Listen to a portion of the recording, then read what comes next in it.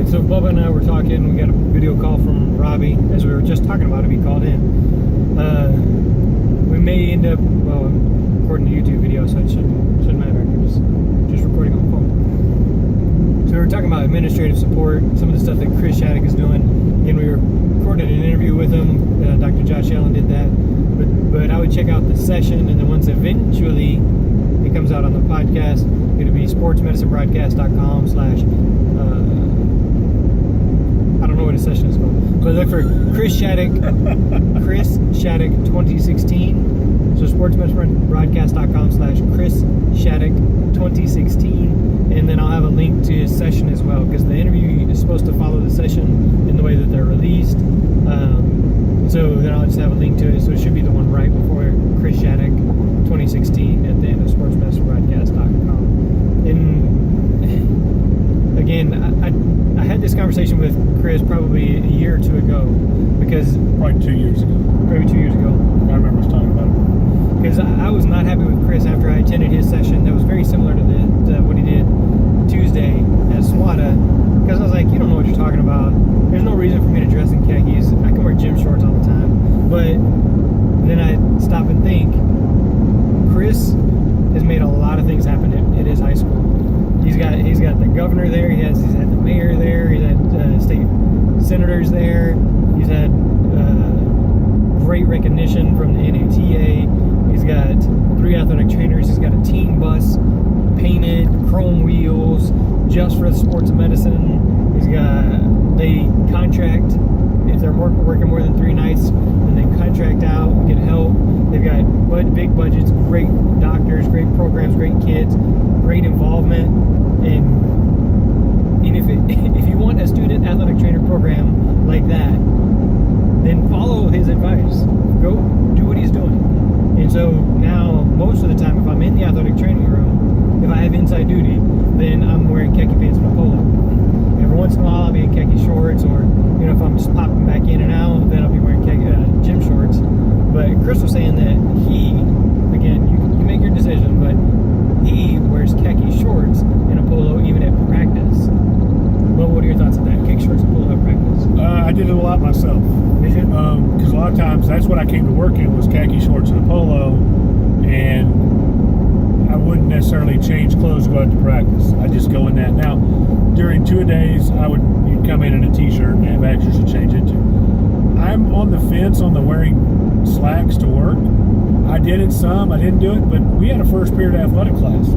So I've got to go out and evaluate a kid in the morning dew at 7:30 in the morning.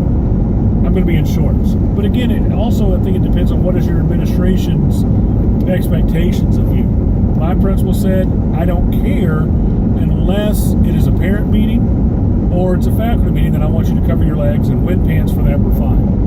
But other than that, he didn't care if I was in shorts. They knew what we were doing and why we were dressed the way we were dressed. Now, I'm a stickler for when you're at work. Now, I'm driving down the road right now with my shirt untucked, but I'm not working. My shirt was tucked in. I wanted my kids to have their shirt tucked in at game day. You've got 12,000 sets of eyes on you. Look professional. And I think being on the sideline in an untucked shirt and all that doesn't do our profession justice. If you want to wear shorts on the sideline, that's your thing. But tuck in your shirt. That's my other pet peeve right there from a previous conversation. But again, I think it goes further than that. It's not just how you dress, because that's a huge part of it. But you've got to be accessible. And if your principal wants you to come help move boxes for the bookkeeper, go move boxes for the bookkeeper. That's exactly one of the things Chris said. He waxed the floor at the school or at the maintenance building and ended up getting the bus and the bus painted. Well, I would not wax the floor. Right. But if I want a bus, maybe I should. Right. Bubba moved boxes. Do you got a new golf cart, or you got the favor from the principal or the lady? I got a assistant. Our principal retired. Had this great leather office chair, and I'm walking by one day, and the bookkeeper goes, "Hey, I was just going to call you. You want this chair?" Yes, I do. But when she called and wanted the Ozarka big 5-gallon water thing changed out, I got it. I'll do it. Yeah. You want me to deliver these boxes to get them out of the hallway? I have no problem with that. Because at the same time, when I needed to get a PO done real quick to order something for a kid to get it for a game, she was going to expedite the process for me. So it was beneficial to both parties. And again, if the principal in charge of maintenance says, I need you to do this, do it to the best of your ability, and if it can't work, you call them and say, I couldn't get it to happen for this. Okay, thanks for trying. Because then when your roof is leaking, they're going to make sure they make that phone call to get somebody out to take care of you as well. Now, here's the thing. How do you do that without keeping tabs? Like saying, okay, well, I did this for you, so now I expect that. So do you just do it, and then hope at some point you're like, oh, hey, I need your help, and hope that they remember that? They're going to remember.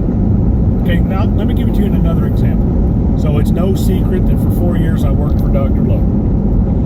We left on good terms. I did not get fired. I say that all the time because there were reasons why I left, and it wasn't because of him. It was a whole different deal. But I got people go, well, how did you get that job with him? I want that job. Well, I got that job with him because I gave up days in the summer to go to his clinic and go with him and watch him evaluate patients. I gave up days to go to surgery with him and other physicians and watch them work. We developed a relationship. So when he had an opening and he wanted to hire somebody, my name came up. Okay? I didn't just call him and say, hey, I'd like to have a job with you, Dr. Lowe. That was never my intent to go do that. I did that to get better. So where's the harm in changing out the water? And if you do it, because that lady was a stickler, so I did it her way. She knew I was going to do it her way, and I had no problem going, yes, ma'am, I'll come do that.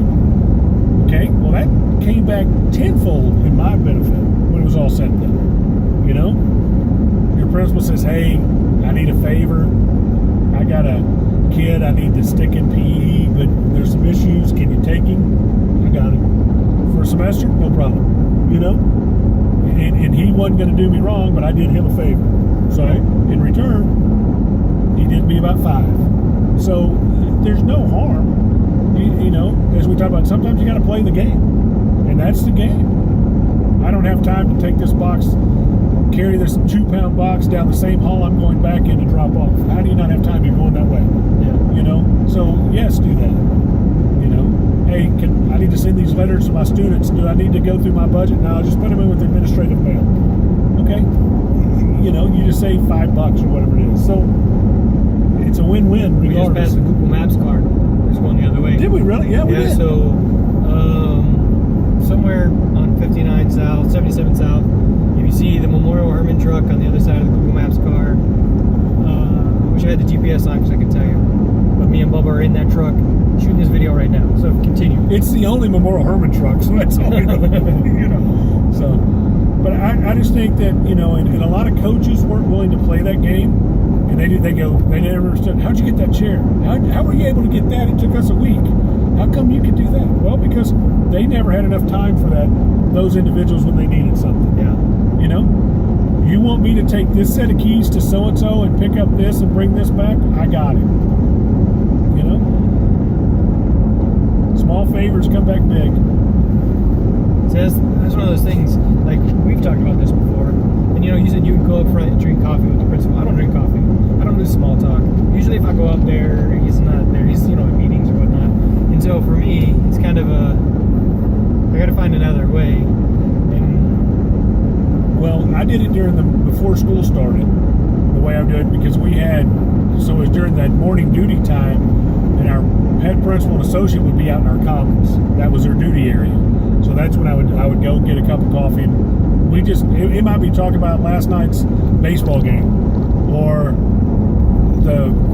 if it was a Friday morning, the sub-varsity game from the night before when he was on duty, or if he wasn't on duty, he had heard about this, what did I know about it? Pick my brain on this. But we developed a relationship that was positive. I didn't go up there with an ulterior motive of, let me go, suck up to him to go do this. How's it bad to have a relationship on the positive side with your administrator? So, Yeah. I think for me, it's just finding the common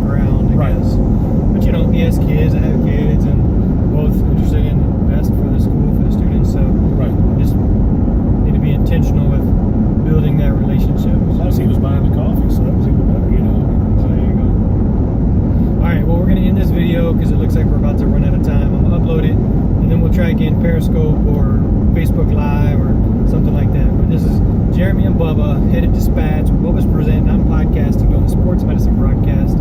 Thanks for watching, for joining us. Do some good things for your school and your programs. Dress and be professional. Let me know, PHS Sportsmed on Twitter. Let me know what you're doing to make a difference in your program and in your area. Dress professionally when you're at a clinic, and don't walk out of my talk because it's going to be good. Good. Great. Amazing.